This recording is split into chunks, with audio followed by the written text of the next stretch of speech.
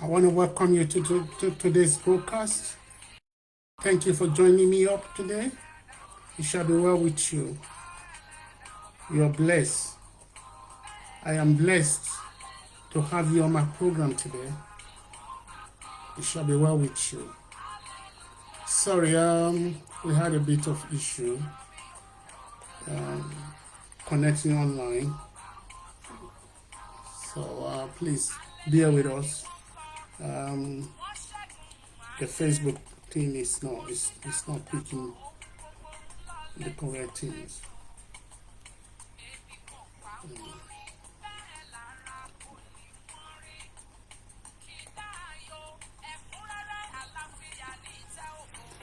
How are you? I want to say good evening to all my friends, all my fans, for joining me up today. I believe your life will never be the same again. Just be connected and just relax yourself. Relax.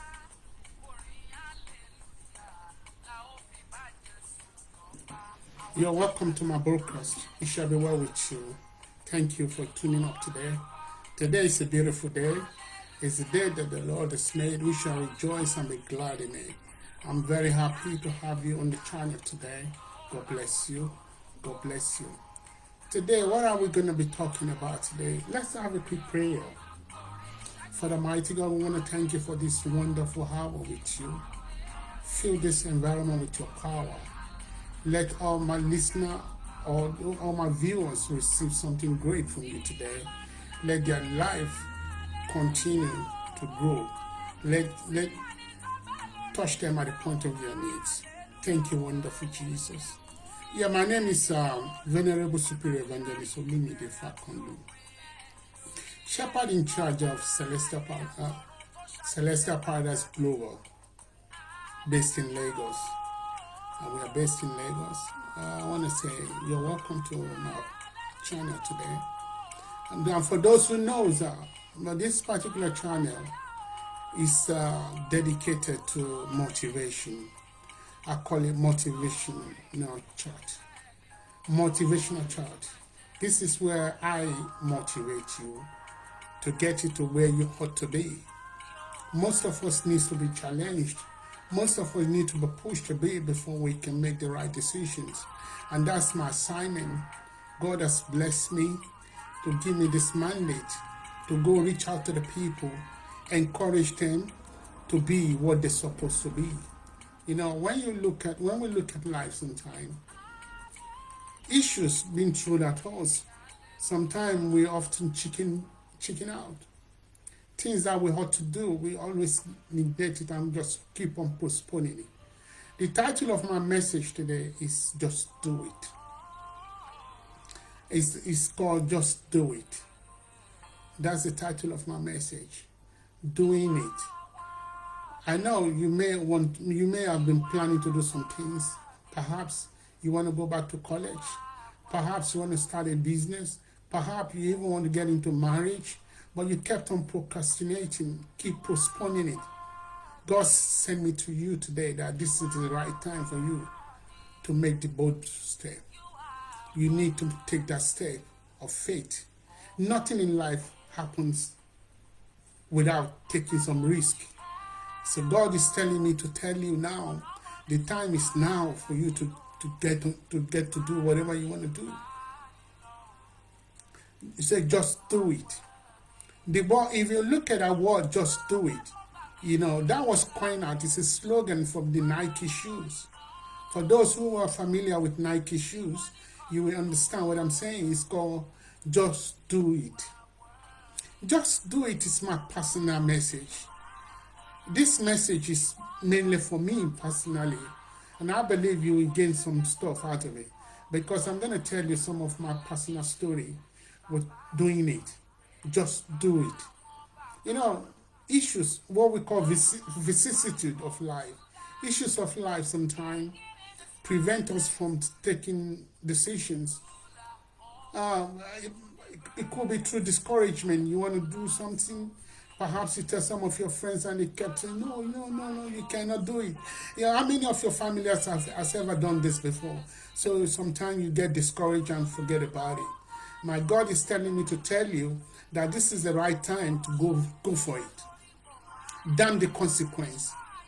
If you don't take it, it's a journey of 1,000 miles. Start with a step. You need to get to do it.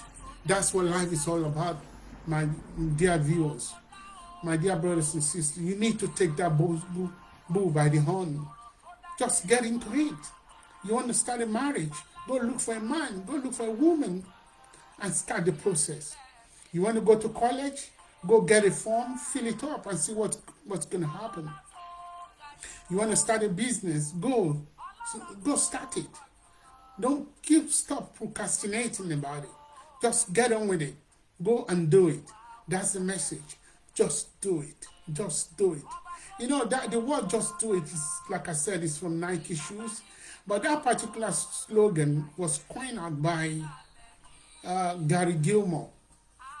Gary Gilmore was a condemned prisoner who was about to be executed in America. That was in 1988.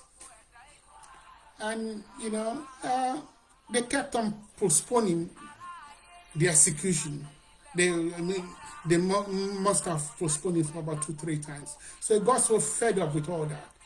So, I mean, he just, one day, I mean, he was about to be killed, and maybe they want to change the date again. So he shouted, "Let's do it! Let's do it! Let's do it! I'm tired of waiting." So he was tired of waiting. He wants to be killed. He wants to die. So why wasting his time? He said, "No, let's just do it." So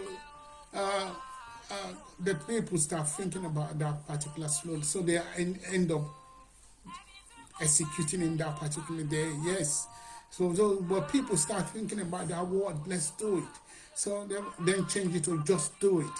So that's where that slogan came out from. The word "just do it." Life, nothing in life comes easy. You have to take the bull by the horn. You have to, like I said, you have to take the bull by the horn. Anything good doesn't want to be achieved. You have to force it. Like I used to tell people, nobody will give you anything in life. You have to demand, you have to get it by force. You have to snatch it from people. If not, they won't give it to you. You know what I'm saying? So the reality is, the matter is, just do it. Stop wasting time. Go and do whatever you want to do. Stop wasting time about doing it.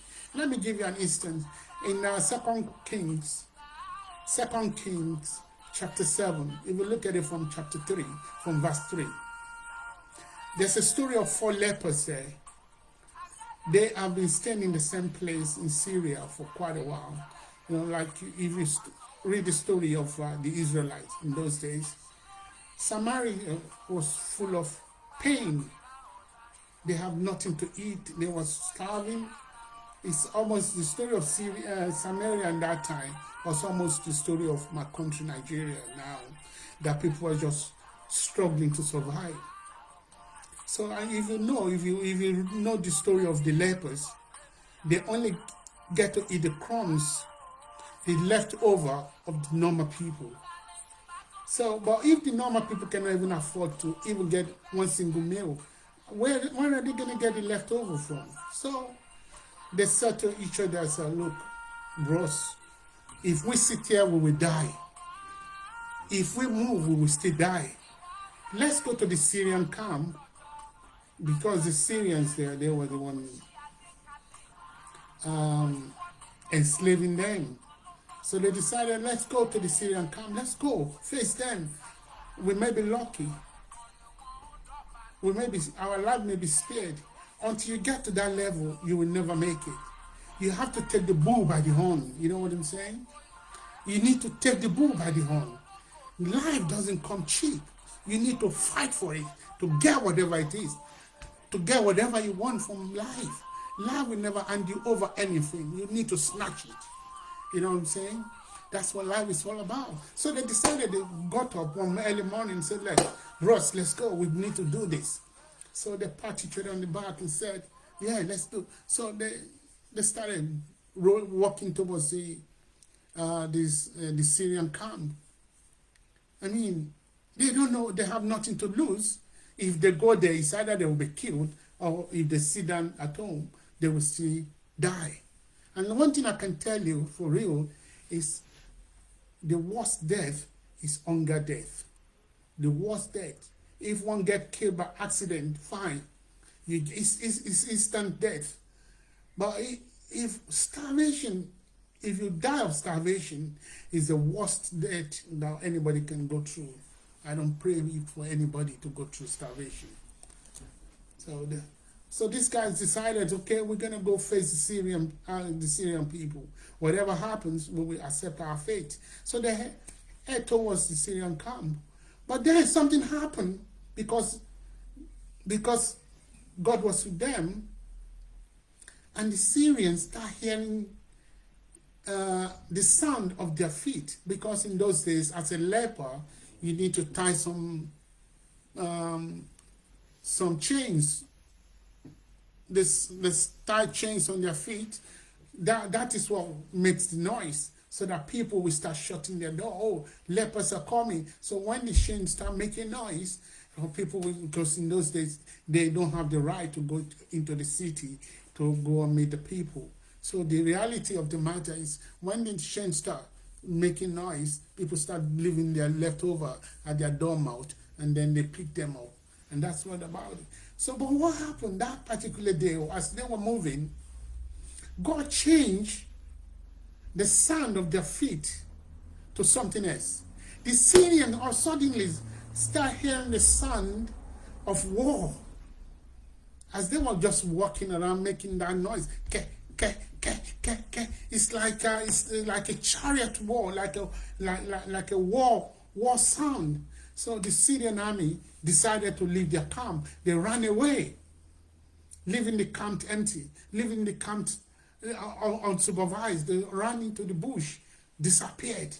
So when these lepers got to the first camp, they went into the tent. There was nobody there, and everything was left over. Food, gold, all the things that they ever yearned for were in the camp. They went into the camp expecting to meet people there, but there was nobody there. They couldn't understand it. What is this? They couldn't understand this. They went to the second camp, the second tent, sorry. They didn't meet anybody there. Their horses were all tied there, but these guys just ran away. So eventually they sat down, they ate more than enough.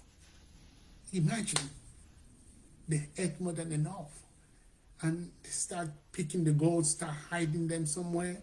When they had enough, they had to send message to the city, to the king, to say, look, the Syrian army have all disappeared, so come, get all their stuff. That's what life is all about, dear brothers and sisters that you're watching me. You need to take the bull by the horn. Things that you think is not possible, it's possible if you can just risk it. I would say risk it. Now, let me tell you my story before. I don't want to be too long on, excuse me, on this particular episode, on this particular message. My personal story. I remember in those days, I left Nigeria to go to the United Kingdom in the late 80s. But I left Nigeria with no single credit. This my personal story is in my book called Nothing Just Happened. It's on Amazon. It's on Amazon.com. You can request for it, they will send it to you.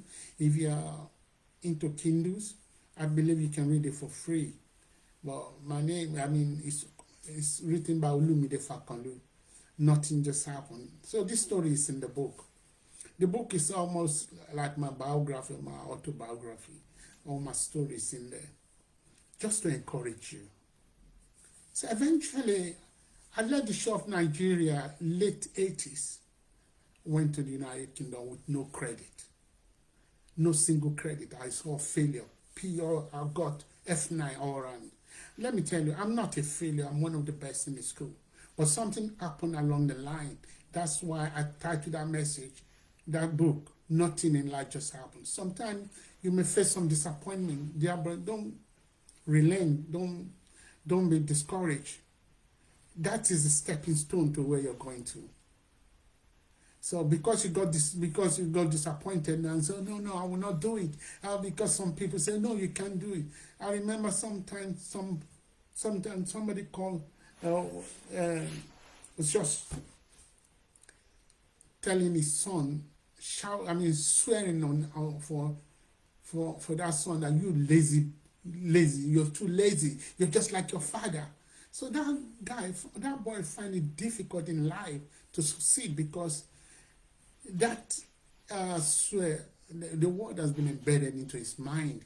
So he couldn't make anytime he tried to forge ahead, he will always remember his mother's message that he's lazy, that he can never amount to anything. So in life, do not listen to what people say. Just go do whatever you want to do. So I left the shore of Nigeria late in the 80s to go to United Kingdom. After reaching United Kingdom, I was very young. I was in my 20s. I think that was my 22nd or 23rd birthday in the United Kingdom with no credit. I got a job and I was doing pretty fine. Doing all the menial work, if you're just entering into the diaspora, entering into the United Kingdom of America. The first 3 years, you use that period for settlement time to stabilize yourself, get to know the land, get something doing. So my first 3 years was really horrible. Not horrible, it was okay because I didn't have no credit. So I was just getting on, and I was young. Everything I couldn't afford in Nigeria was given to me in a platter of gold, despite the fact that I was actually doing menial work, but I was getting paid. I remember vividly my first telephone. Because in Nigeria we couldn't afford telephone, we had to go and queue in some phone box in Nigeria in those days to make a phone call to some of our friends. So for me, coming to England, being able to get a phone line that was mine, it was incredible, it was beautiful. So I got a job. At that 23, I already got a car.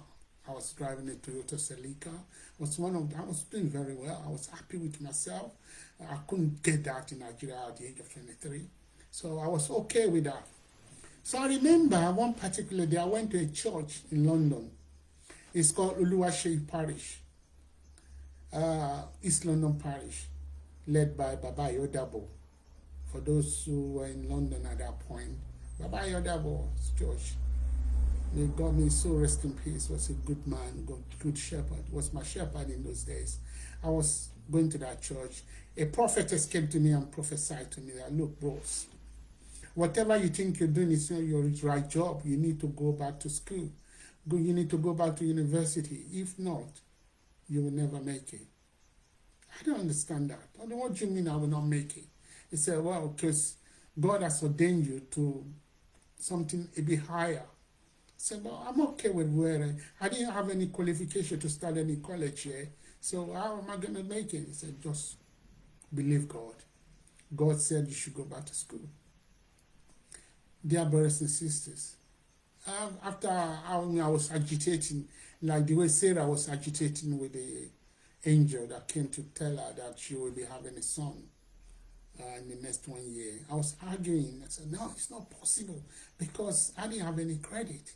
I didn't have no qualification. So he said, for you arguing with me, you will study to PhD level. For somebody who do not even have a single pass, no credit. I've given up in life that maybe education is not for me.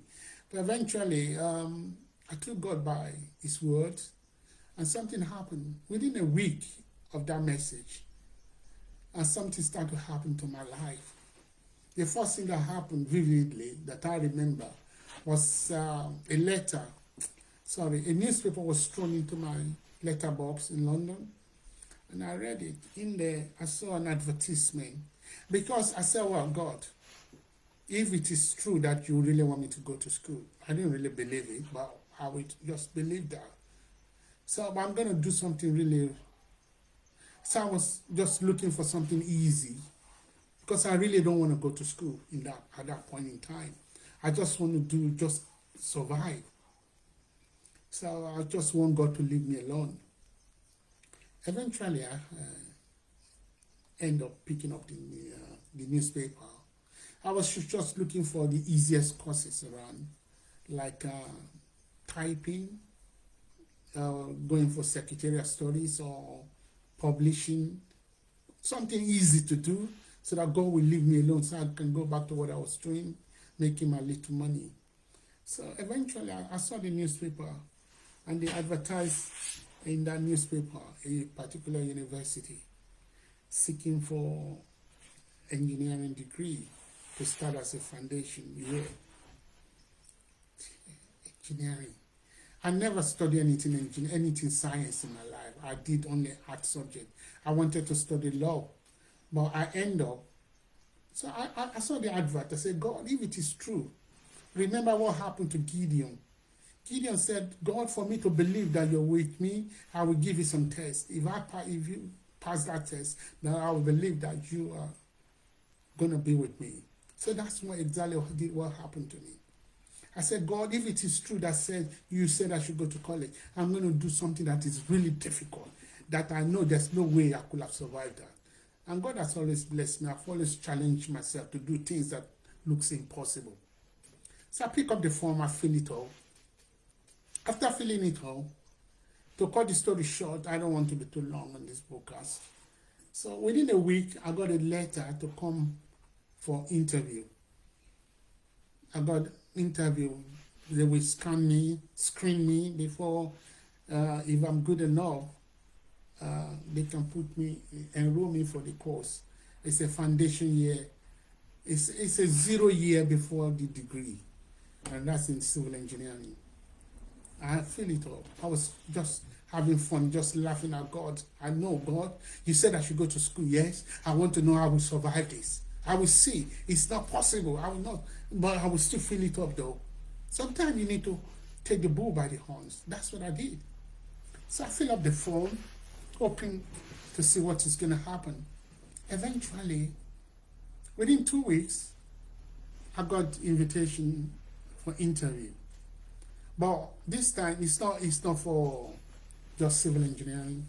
It's for 3 courses: building surveying and architecture.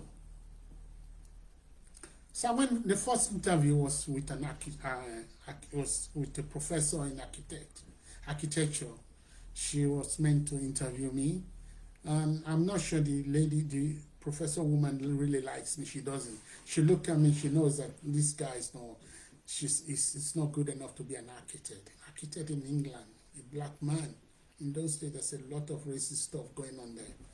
Yes, I just pick up I just do what I have to do. So I went in for the interview, and she said, "Can you really? Why do you want to be an architect?" I said, "I want because I just like to be an architect. I just love the course, and I like this." She said, "Can you design?" I like designing stuff. I don't even know what I was saying. I don't even know what architecture is. I know the design stuff, but I don't know what it's all about. So she gave me a pen and a paper and said, "Design something for me." I don't know what to do. So I did not really design anything. So she drove me out of her office. So, well, I'm sorry. Not literally driving me out, but she said, "Well, I'm sorry. We're not sure you have the capacity to do architecture. So you maybe apply next year." So I went out of our office. So I went to the next office, which is for building surveying. It was a Chinese professor. He looked at me. He said, "Why do you want to be a surveyor?" I said, "I just love it." So, okay, tell me, why do you like surveying? I said, "Oh my God, this is the same question again. This is the same question." I said, "I just love surveying. I don't even know what the surveyors do, but I know they normally carry some camera around the roadside." So I said to myself, "Okay, we don't think you're qualified. We don't want you. We don't believe you can be a good surveyor." So he drove me out of his office, literally. So I have civil engineering. If architecture will not like me, or the building surveyors will not even want me in, what make me think civil engineering people will even care about me? So I just took the bull by the horn. I don't care. So I got scared. So I just said, no, I'm going home. There's no point, because if the first architectures and building surveying will not take me, what make me believe that civil engineering will take me? So I was about to go to the office. As I was about to knock the door of the office of the professor of civil engineering, I got scared. The devil said to me, "You must be crazy. Why would you want to go there? You should believe that you will never make it. How many of your family has ever become an engineer? Why are you bothering yourself? Go back home. Go back home." So I left there. I went straight to the train station to board the train. As I entered the train, something spoke to me and said, "Have you really tried? Go back. Go and try." So I went back, and that's almost half a kilometer, or about a kilometer to my campus. So I went back, about to knock the door again. The devil said to me, "You must be crazy. You're not. You don't have the capacity. You're not even clever. You're not intelligent. How many? You don't even have qualification. What makes you think civil will take you here?" So I went back home. I went back to the train station. As I was about to enter the train again, the spirit said, "Go back, even if they have to kill you, but still try." This is where "just do it" came true. So I went back now. This time I shut my eyes and knocked the door. And I don't care. Even the least they can say is that we don't want you, just go out. So I went in there. So a friendly voice answered me from inside the office. He said, "Come inside." As I entered, I said, "You're welcome, Mr. Fakanlu." He automatically recognized my name. I said, "Welcome." And he treated me really nice. "I've been waiting for you." And he made me sit down. And he said, "Sit down. What do you want me to get you? Tea or coffee?" I mean, he was so kind to me. He was good to me. You don't know. What you're running from could be your stepping stone to your destiny. Just one more knock, and you'll get to the other side of the room. Some people want to start a business. Say, "Oh, no, no, no, no." And how many people in my family has ever started a business? You try it. Somebody wants to get married. So maybe the man doesn't love me. Maybe the woman doesn't. Have you really, really tried? Try. So I went in there, and then the man said to me, okay, yeah. Why do you want to be a civil engineer?" Oh, I said, "Oh my God, the same question again." Something came into my mind that I couldn't believe. And I don't even know where that came from. I said to him, "I want to be a civil engineer because my uncle is a civil engineer." He said, "Who is your uncle?" I said, "Well, my uncle lives in Nigeria because I'm a Nigerian guy." I said, "You sure?" "Yeah." "What is the name of your uncle?" I said, "My uncle." Even if I tell you his name, you will never know his name because I said he lives in Nigeria. And to God be the glory, and the truth of the matter is, I for real have an uncle in Nigeria in those days who was a structural engineer. He was a structural engineer for Nitel in Broad Street, the tallest building at that time. I just mentioned his name. He said, "What?" He said, "Just tell me his name." So I mentioned his name. He said, "What? You mean you know this person?" I said, "Yes." "Do you know him?" He said, "Of course. I know him. He's my friend. We went to the same university. He was the best African student in our time. I've been looking everywhere for him." You don't know. Just a push more, you can get to your destiny. And the man said, "Forget about interview. I will enroll you to do civil engineering because if you're from that gentleman, I know you have the capacity to do it. Your helper is just around the corner, waiting for you to just take a step of faith. Burn the bridge, burn the boat that takes you back to your yesterday." I often tell my people, I say, "Well, anywhere apart from backward, anywhere I could go sideways or forward, but not backward. Whatever you want to do in life, go forward. Take the bull by the horn." That's how I started the civil engineering, with no qualifications and no science background. To God be the glory. I qualify and qualify as a civil engineer. Not only that, did my master's in it. I'm not boasting. I'm just telling you that just do it. It doesn't matter that you have the qualification or not. If God said you should do it, He will provide everything needed for the journey. He will provide everything needed for the journey. If you want to hear more of that story, go get my book on Amazon. It's called Nothing Just Happened by Olumide Fakanlu. Go check my Facebook. You will see the book on my Facebook and the title and everything that you need, and you will get it.